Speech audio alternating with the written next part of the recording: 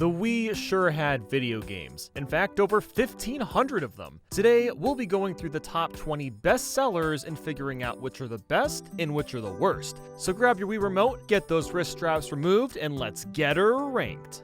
20. Just Dance 2. Welp, I've reached peak gaming. I'm finally playing a Just Dance game on the Wii, and it's about what I expected. You'll pick from a dozen songs and basically just dance to them. You're given some cues to tell you what kind of dance to do, but you can do pretty much whatever you want. It doesn't matter that much. I did try to actually dance along like you're supposed to, and managed to miss most of the movements, but still get a good score. This is a party game through and through. That's all it was made for. There's no campaign mode or anything like that. Honestly, there's next to no substance. You could buy extra songs when the Wii had the internet, and that's a nice feature to have. And the menu UI is also pretty sick. But generally speaking, there is not much to Just Dance 2, especially if you don't like this kind of poppy music.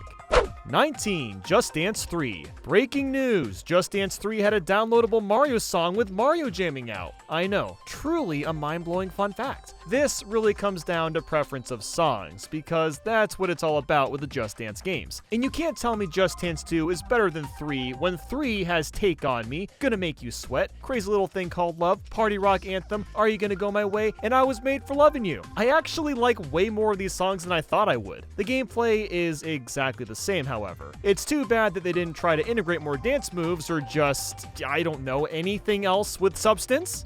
18. Wii Fit. What a bizarre game for Nintendo to produce, and also have it be one of their most successful Wii games. With Wii Fit Trainer, you'll go through a variety of exercises and try to improve your overall fitness. I was a teenager when this game came out, and played it with my family pretty frequently at the time. It was a really fun bonding experience, but did it help us lose any weight? No, of course not, but at least it had good intentions. The balance games are the highlight since they're more like actual games. I always loved soccer heading, ski jump, and ski slalom. And while the other exercises were great, they got old really quickly, especially the yoga and strength stuff. Some of these are actually really good for you, but it sure was annoying doing one of them and having to wait a full minute to move on to the next one. The aerobic stuff like hula hoop and advanced step were a lot of fun at first, but again, they got boring. And this is supposed to be a game where you go back to it daily, not to mention that almost all these exercises can be cheesed with weights on your balance board or just waggling the remote around. But that's besides the point. This is a product of its time, and it's interesting Nintendo is still embracing the idea with things like Ring Fit Adventure.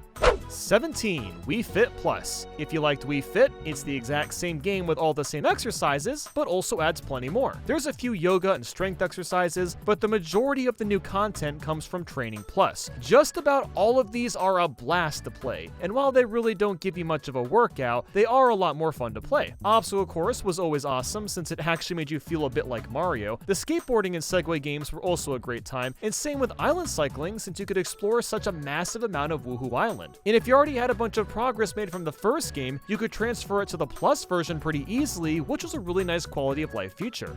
16. Link's Crossbow Training. The Wii really was the king of selling demos, as the Crossbow Training barely cracked the top 20 in sales. This was one of the many Wii accessories that don't enhance the remote and nunchuck, but at least it feels kind of cool. I don't mind the Wii Zapper. It's got a nice grip on the hands and works well enough with the Crossbow Training. As for the game, it's pretty much just an on-rail shooter where you'll hit targets, enemies, and sometimes run around on a small map to shoot things. The accuracy is pretty spot on, and has a really nice feel to it. Each stage has plenty of background objects to hit to score extra points, which makes the overall game more immersive. There's also a multiplayer mode in practice, but that's really about it. It'll only take you an hour or two to play through the game, and while it's short, it's a good time. 15. Wii Play. Ah yes, the tech demo that sold stupidly well because it came with a Wii remote. This is a lot like Wii Sports in nature, even sharing the same menu UI, but with a bigger variety of games. You'll pop some balloons, play air hockey, go fishing, ride cows, and of course there's Wii Tanks. This is the highlight of the game with over 100 different missions to go through. While about half of these games are great, the other half are mostly one and done deals. Pose Me and Find Me get repetitive really quickly, and games like billiards and fishing are just alright. Wii Play is worth experiencing, especially if you're playing with a friend since there's multiplayer, but it's not quite as memorable as Wii Sports. 14. Wii Party. Why did nobody tell me how good this game is? It was the only Wii series title I hadn't tried until now, and it's honestly really solid. It's another minigame collection, but with a lot more to do. The main event is Board Game Island, where you'll take turns rolling a dice trying to reach the top of the island while playing minigames in between. It's a lot like Mario Party 8, but also kind of feels like Mario Party 9. The boards are very linear, but you also don't all roll at the same time, which is obviously nice, and you're rewarded extra dice blocks for playing well in a minigame. It's actually pretty fun, and I wish that they just made more boards like this one instead of creating other game modes. Globetrot, Swap Meet, Spin-Off, and Bingo are fine, but they don't really have the same depth. The minigames are what really shine. They all play really well. 13. Mario and Sonic at the Olympic Games, the crossover of the century. And of course, it had to be a freaking minigame collection instead of something really cool. That's not to say this game is bad or anything, but I mean, this does kind of, and I mean completely scream missed opportunity to take two massive IPs and pit them together like this. This was 2008, I have got to get over this. Anyway, this minigame compilation is about what you'd expect from the title. Mario, Sonic, and their pals all compete in Olympic events to score for the gold. There are some exceptionally fun events like trampoline, archery, table tennis, and all the dream events. The dream events are the standouts as they remix the sport and make something more gamified, to put it lightly. With that said, there are some absolute stinkers in here. Aquatics 4x100 freestyle is obnoxious because of how long it is, and same with athletics 400-meter hurdles. And there's not much of a single player mode either. You've got circuits which combine some games together, but that's about it. 12. Mario and Sonic at the Olympic Winter Games. Wow, it's the same game, but with Winter Games thrown in and many improvements. You've got a better character roster and many, many more dream events. They were the highlight of the first game, so seeing them better represented here was an excellent idea. The main events have much less waggling than the first game, which is a huge plus as they got really excessive and tiring. The festival mode does a much better job with the single player experience, and there's tons of unlockables to get as well. Even with all the fixes this game offers, I don't really see myself coming back to this game for any reason. It's like that with all the Mario and Sonic games, but at least this one improved itself quite a bit. 11. Wii Sports. Yes, this was bundled with most Wiis, which explains its insane sales number, but this isn't even a game at this point. It's not even a demo. It's a goddamn cultural phenomenon. Or at least it was for a few years. Even so, it's beloved to this very day and is still pretty fun to play. You got 5 sports to pick from, and you pretty much just waggle the remote around to hit tennis balls, swing your bat, bowl, golf, or box Matt. Yes, Matt has become somewhat of a legend and meme over the years as well. For a tech demo, there's honestly quite a bit to do. On top of the 5 sports, which you can level up from, there's plenty of training modes to try as well. The best, of course, being the bowling, where you try to hit 91 pins at once. I can't tell you how many times I've played through this one mode alone. 10. Wii Sports Resort. How do you improve Wii Sports? Include the favorites from before and add a ton more games with Wii Motion Plus controls. This is gonna age me, but I actually watched this game be revealed at E3 over a decade ago, and it was expanding the original game's magic in a matter of seconds. Some of the best new sports included swordplay, cycling, and air sports. It's pretty crazy how much the Wii Motion Plus actually improved the motion, adding tuning fork gyroscope. The real question, however, is if Wii Sports is a game or just an expanded demo. It's honestly really hard to tell since the lines are so blurred. It definitely lies somewhere in the middle. 9. LEGO Star Wars, the complete saga. People love the LEGO. People love the Star Wars, so it only makes sense to combine them together. The complete saga is essentially a compilation of LEGO Star Wars 1 and 2, plus a little extra on top of that. So you'll get to play through all 6 episodes in LEGO form. With over 100 characters to pick from, there's more than enough fan service to go around. The gameplay is fun enough since you'll run around, fight enemies, and solve small puzzles, although it is a bit on the simple side, which I guess is to be expected since this is a LEGO-themed game.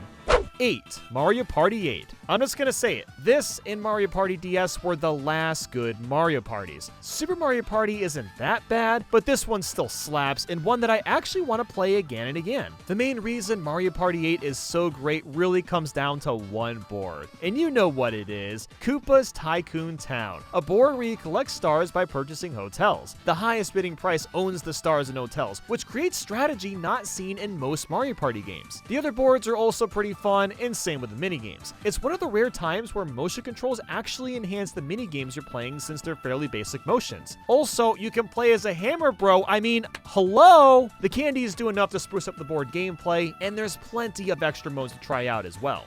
7. New Super Mario Bros. Wii. Never has a game encapsulated a system so perfectly. This is the perfect pick-up-and-play platformer. It's Mario, and it can be played with 4 players, which was a new and exciting feature at the time. The main highlights for this one come down to the new power-ups, notably the penguin suit and propeller mushroom. The propeller lets you fly through the air, and the penguin throws ice balls and slides on the ground. That does kind of make the ice flower moot since that only lets you throw ice balls, but that's also a new power-up. The environments in each level aren't anything exciting, but the gameplay is incredibly solid as you'd expect. Although it definitely would have been nice if they spruced up the graphics, or at least changed up the locations a little bit. There is at least a good amount of new enemies, the return of Yoshi, a special coin world, and an unlockable World 9 with extra tough levels. 6. Donkey Kong Country returns. Before this title, the last DKC game we got was Donkey Kong 64 back in 1999. There were a lot of spin-off games to come out, but people were craving that classic 2D platformer. And we got something special from Retro Studios. DKC Returns is basically what you'd expect from a DKC game where you'll run through levels with 2 characters with different attributes and sometimes using vehicles or animals to travel. Diddy Kong is mostly used as a way to hover mid-air or for rolling through enemies. I've mostly played this as a co-op game, and it's an absolute barrel blast. For the Wii, the graphics are extremely impressive and still look great to this day. The levels work really well with co-op. In fact, the level design is constantly changing and is a blast the whole way through. There's really only one drawback, that being the force motion controls for half of the movement. Yes, half of the movement. It'd be one thing if it was just for occasionally blowing something for a puzzle, but you have to shake your controller for ground pounding, rolling, and charging with Rambi. It definitely gets a bit annoying after a while, but it's not a game breaker or anything. 5. The Legend of Zelda Twilight Princess. The big Zelda adventure that everyone was craving, but nowadays seems to be kind of forgotten about. Once you get past Twilight Princess's slow beginning, it really picks up from there with things like transforming into a wolf with new abilities and meeting Midna, who's an iconic Zelda character at this point. The gameplay feels a lot like Ocarina of Time at first, which definitely isn't a bad thing since that's still an incredible game to this day. The graphics, while great at the time, don't really hold up too well, especially the original Wii version. I'd rather look at Wind Waker than Twilight Princess aesthetically, but it's not necessarily bad. And the motion controls do the job too. You don't have to swing your entire arm to slash, which is nice considering this is a pretty long and meaty game. 4. Mario Kart Wii. I really didn't think Nintendo was gonna have another Mario Kart sell as well as the Wii one did, but you know, Switch, Mario Kart 8 Deluxe, sales are meant to be broken. Now this Mario Kart in particular is interesting because there seems to be 2 kinds of general opinions about it. The first group finds this game to be really boring and hasn't aged well, and the second group discovered God's second coming, CTGP. I'm not gonna be talking about the incredible modding scene, but it's there for a reason. Mario Kart Wii on its own is still a really fun Mario Kart. The character selection is one of the best, and that's mostly because it has Funky Kong. That's just an objective fact you can't tell me isn't cool because he is very, very cool. This was the first game to introduce karts and bikes, which changed up the game pretty drastically. Both drive so differently from one another, making for really varied racing experiences. Some of the new tracks are still some of the best the series has seen, with classics like Maple Treeway, Coconut Mall, Koopa Cape, Wario's Gold Mine, Grumble Volcano, and so on. This is also the Mario Kart with the most battle mode stages, featuring 10 total. While I don't like that you're forced to use a timer and you respawn after losing your balloons, there's still great stages. The new items are admittedly not that great, but the selection overall works well. The online at the time was also pretty smooth, and there were even tournaments you could participate in. It's still a great game to go back to, especially if you can dive deep into the in-depth controls the game has. 3. Super Mario Galaxy. You know you gotta hit when fans of the Galaxy series are still requesting a Mario Galaxy 3. I don't realistically see that ever happening, but I totally understand why there's such a high demand for that after so many years. Mario Galaxy takes the idea of a platformer and flips it on its head. Literally. Many levels have you walking on the walls and ceilings, and it's shockingly smooth to control. There are so many ways the controls could have gone wrong, but they managed to make it work somehow. And not only that, but the levels are incredible. It's a more linear experience than 64 or Sunshine, but that allows for more focus on interesting level design. And they sure delivered with that, with galaxies like Toy Time, Good Egg, Buoy Base, Melty Molten, and etc. The Comet Observatory is a fun hub world, as it's not too big, but also not so massive that it takes 15 minutes to get anywhere. I generally prefer the more straightforward level selection from Galaxy 2, but the observatory is really nice to have as well. The star bit and pull star mechanics are great, and the new power-ups are fun too, but nothing overly mind-blowing. The bee mushroom is really the only notable power-up that I like using. I've also got to mention that a lot of people prefer Galaxy 1 over 2 for better music, as well as for the more personalized story. And I do love Rosalina's storybook explaining the lore behind Rosalina in outer space to becoming a mother for the Lumas. That definitely adds a much-needed personal touch. 2. Super Mario Galaxy 2. I can't begin to tell you how many people ask if I prefer Mario Galaxy 1 or 2, and this is one of my few opinions that have remained consistent over the years. I've always preferred Galaxy 2 over 1 due to a number of factors. Like the first game, the galaxies are extremely creative and imaginative. In fact, I'd argue they're even more interesting in this title. A big reason for that is because of Yoshi. He has a few different fruits he can consume to let him run really fast, blow up like a balloon, or radiate some sort of light to see invisible parts of a room. Something else I feel like a lot of people don't bring up is the absurd amount of bosses this game has. Of course, there's Bowser and Bowser Jr., but you've got some really diverse ones like Squizzard, Dig-a-Leg, Gobblegut, and so on and so forth. Plus, at the end of the game, you get to refight most of the Galaxy 1 bosses on top of that. The Galaxy 1 power-ups also return, with some awesome new ones like the Cloud Flower and Rock Mushroom. Every part of this game is filled to the brim with new ideas. It's still impressive even to this day, and when the game is done, you have 120 green stars to find, which I personally find to be way more interesting than just replaying the game again as Luigi, although I do agree that it's annoying that you can't get all 3 green stars without getting kicked out of the level every time. This was also the first 3D Mario to introduce impossible levels at the very end, with the perfect run being absolutely brutal. And Mario games to this day are still doing this, which is a great reward after getting accustomed to the game.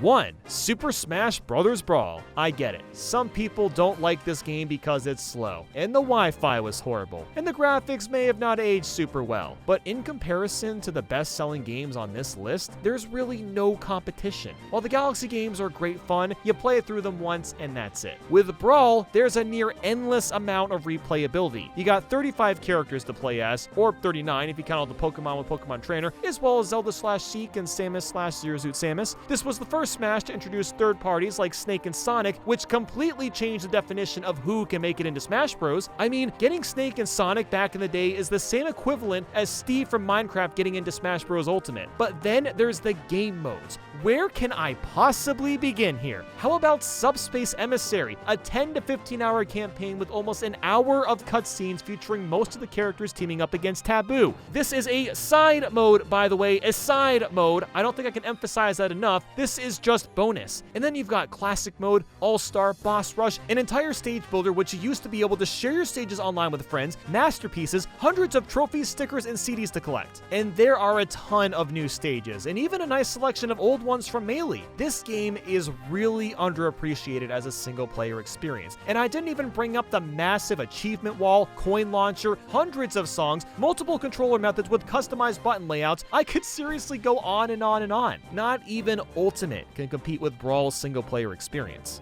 Have any of you actually played all 20 of these games? Let me know down below, but for now, I gotta get going and, reattach that wrist strap to the Wiimote. But anyway, thanks a bunch for watching, and I'll see you next time. Take care.